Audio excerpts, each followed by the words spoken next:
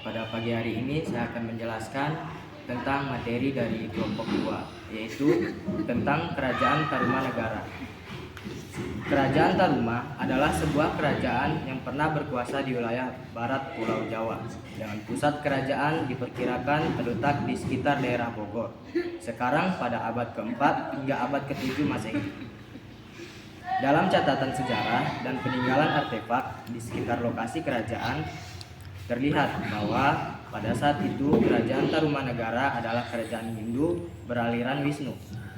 Bukti yang memperkuat pendapat itu adalah ditemukannya 7 prasasti, yaitu Prasasti Citarum, Prasasti Kebun Kopi, Prasasti Jambu, Prasasti Pasir, dan Prasasti Muara Cienten, Prasasti Lebak, Manjul, dan Prasasti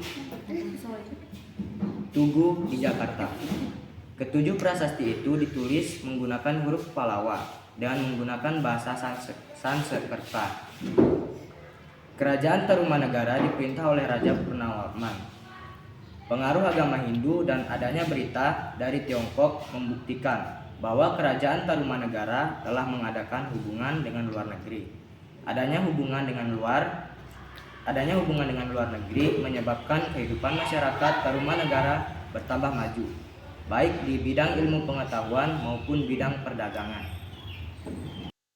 Berdirinya Kerajaan Tarumanegara. Kerajaan Tarumanegara berdiri pada abad keempat atau lebih tepatnya pada 358 Masehi. Pendiri Kerajaan Tarumanegara bukan berasal dari Nusantara, namun Maharesi Jayasingawarman yang berasal dari India. Raja Jayasingawarman memberi nama kerajaannya Tarumanegara dari nama pohon tarum yang banyak tumbuh di daerah tersebut. Masa kejayaan Kerajaan Tarumanegara. Tak banyak sumber sejarah yang menyebut masa kepemimpinan Raja Dharmayawarman atau 382 sampai 395 Masehi.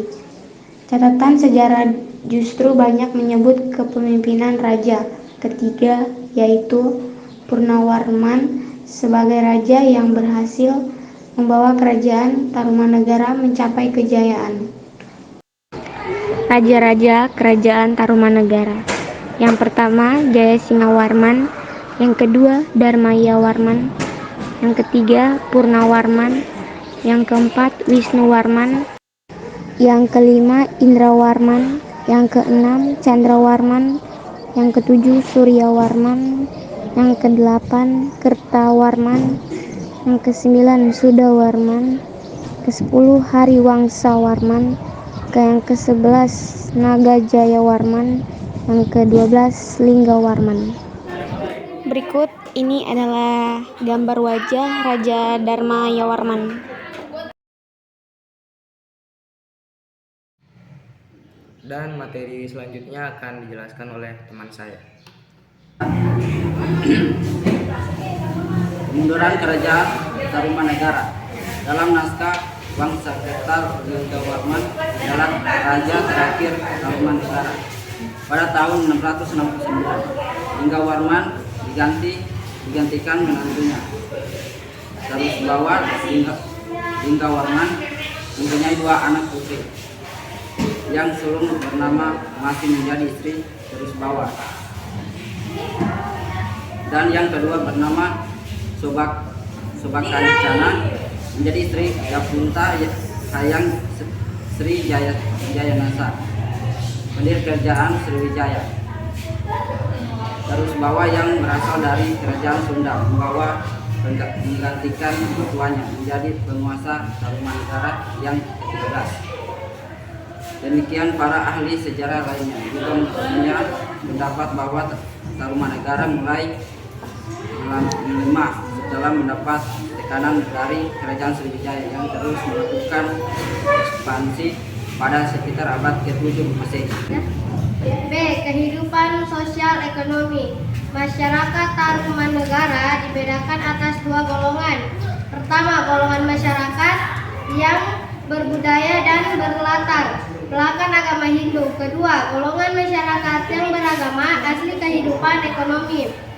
Di Tarumanegara diduga menitiberatkan pada pelayanan perdagangan dan pertanian. Bukti adanya kehidupan pelayanan misalnya adanya pengiriman utusan Tarumanegara ke Tiongkok. C. Kehidupan budaya. Dilihat dari teknik dan cara penulisan huruf-huruf pada parasit yang ditemukan sebagai bukti keberadaan kerajaan Tarumanegara, dapat diketahui bahwa kehidupan kebudayaan masyarakat pada masa itu sudah tinggi.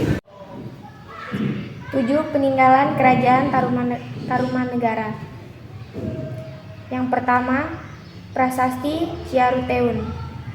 Prasasti Ciaruteun merupakan peninggalan kerajaan Tarumanegara yang terletak di Kampung Muara. Prasasti ini ditandai dengan bentuk tapak kaki Raja Purnawarman dan huruf pahlawan berbahasa Sanskerta. Yang kedua, Prasasti Pasir Koleangkak. Peninggalan kerajaan Tarumanegara berikutnya yakni Prasasti Pasir Koleangkak. Prasasti ini terletak di Kampung Pasir Gintung. Melansir dari laman resmi Dinas Pariwisata dan Kebudayaan Provinsi Jawa Barat, Prasasti Pasir Koleangkak pertama kali ditemukan dan dilaporkan oleh J. Rik tahun 1854. Yang ketiga, Prasasti Kebun Kopi. Selanjutnya, peninggalan kerajaan Tarumanegara yaitu Prasasti Kebun Kopi tahun 1863. Tuan tanah kebun kopi yang bernama Jonathan Rik menemukannya di dekat daerah Buitensort yang kini disebut dengan Bogor. Melansir dari laman resmi Kecamatan Cibung Bulang. Yang keempat, Prasasti Tugu. Peninggalan kerajaan Tarumanegara yang menorehkan tulisan terbanyak adalah Prasasti Tugu. Di sisi lain yang disayangkan, prasasti ini tidak menuliskan keterangan tahun kapan prasasti ini dibuat. Yang kelima, Prasasti Pasir Awi. Peninggalan kerajaan Tarumanegara yang satu ini memiliki lokasi yang berbeda berada dibanding 6 prasasti lainnya yang berada di daerah aliran sungai, sedangkan Prasasti Pasir Awi berada di daerah perbukitan. Yang keenam, Prasasti Muara Cianten. Prasasti Muara Cianten terletak di Kampung Muara. Yang ketujuh, Prasasti Cindang Hiang. Peninggalan kerajaan Tarumanegara terakhir yang berupa prasasti yaitu Prasasti Cindang Hiang. Prasasti yang memiliki nama lain Prasasti Munjul ini berlokasi di aliran sungai Cindang Hiang, Desa Lebak, Kecamatan Munjul. Pada tahun 1947, keberadaan Prasasti Cindang Hiang pertama kali dilaporkan oleh Roes Jan yang berlanjut tahun 1954. Kasparis dan Boekari berhasil mempublikasikan penelitian prasasti tersebut. Itulah presentasi dari kami dan materi yang kami dapat dari halaman web, internet, dan buku sekolah. Kiranya ada dari kami yang salah kata, mohon dimaafkan. Sekian, terima kasih.